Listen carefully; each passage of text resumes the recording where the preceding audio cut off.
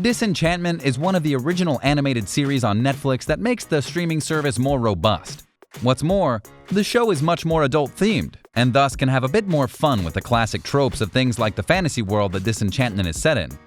Season 3 has come to an end, and Season 4 is setting up some big things that many might not expect, or even know what to predict in regards to what may happen. So allow us to show you 7 things to expect in Disenchantment Season 4. Be sure to like the video and subscribe to the channel. Number 7. How did Season 3 end? To understand what's set up for Season 4, we need to look back at how Season 3 of Disenchantment ended and what it could mean for what's to come. Ironically enough, Season 3 of Disenchantment ended in confusion in terms of viewers and the story. Several subplots in the story went unresolved. Plus, overall, Season 3 was very much like the Disenchantment Season 2 finale, with the added complication of the protagonists being separated and facing different cliffhangers. Disenchantment Season 3 opened where Season 2 ended, with Princess Bean, Elfo, and Luci trying to solve the mystery of who attempted to assassinate King Zog and frame Bean for the crime.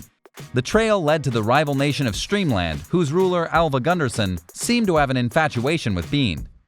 The season ended with Bean trying to build up Dreamland's defenses in anticipation of a retaliatory strike from Streamland, only to wind up facing entirely different enemies from within and without.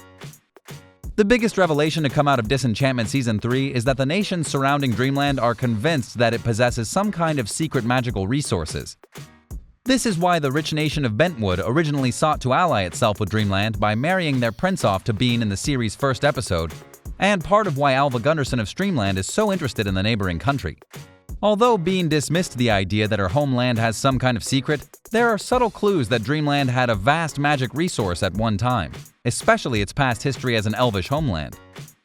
Season 3 of Disenchantment also revealed that the Secret Society was also concerned with ending a curse that had been placed upon the royal family of Dreamland, and that getting King Zog off the throne was the first step in doing that.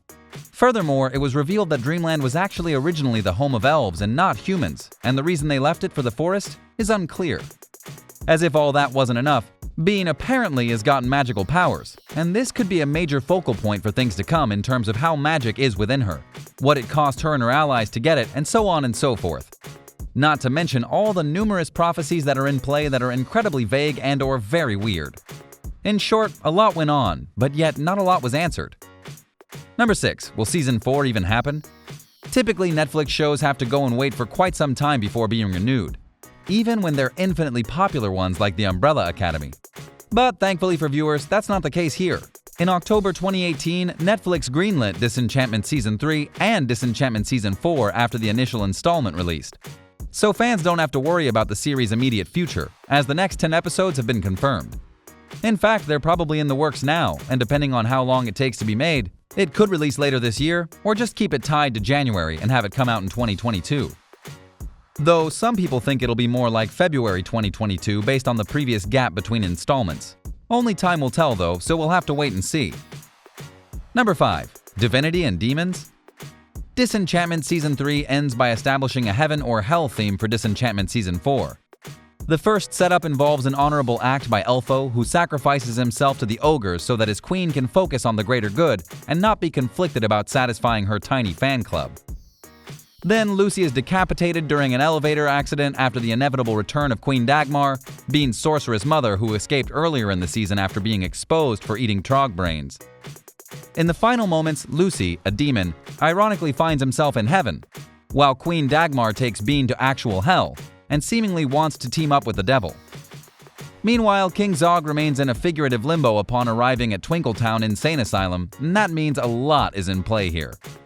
What's more, a lot of the main characters aren't in Dreamland right now, so that could mean that Season 4 focuses more on the various other areas of the world that Disenchantment is in, so that things can go and be more expansive than they were until the later parts of Season 3. If there's a focus on the more divine elements of the world, it could lead to all sorts of new characters, alliances, powers, and more. But then again, given how this show loves to go and shake things up, we might find ourselves in situations that no one could see coming. Number 4. The Royal Log. Disenchantment Season 3 introduced a new complication in the form of a book, The Royal Log from Agog to Zog, a secret history of the kings of Dreamland.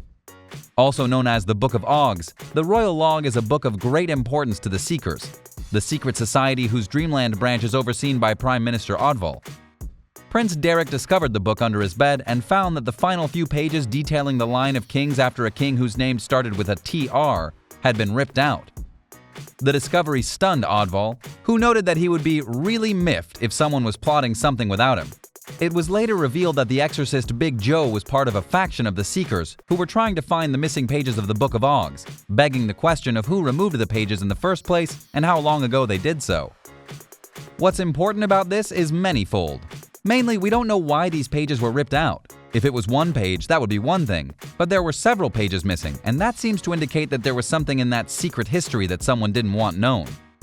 Also, the fact that there were letters hinting at a certain king starting with TR means that this is a tease as to what's to come. How it all comes together is impossible to say, but it's a curious thing, that's for sure. Number 3. Elves and troggs? One of the few subplots from earlier seasons addressed in Disenchantment Season 3's finale involved the dread pirate Levo and his secret quest to find something tied to the destiny of the elves in the caves under Dreamland. Levo was introduced in the Disenchantment Season 2 episode The Very Thing, in which he was searching for a mysterious elven treasure. The Part 3 finale revealed The Very Thing to be an ancient seat of elven power. This confirmed the Elf King Rulo's suspicions that Dreamland was the original elven homeland before his people hid themselves from humanity in the Elfwood. Which brings us to the troggs, the race of diminutive, pale-skinned people who currently live in the caves under Dreamland. The elves and troggs are of similar height, have pointed ears, and both races seem to have the same conventions for naming themselves after their jobs or major personality traits, with Dagmar having a trogg massage therapist named Caresso. Could the troggs be elves that refused to leave their home and evolved over the years into what they are now? Given the nature of this show, anything is possible.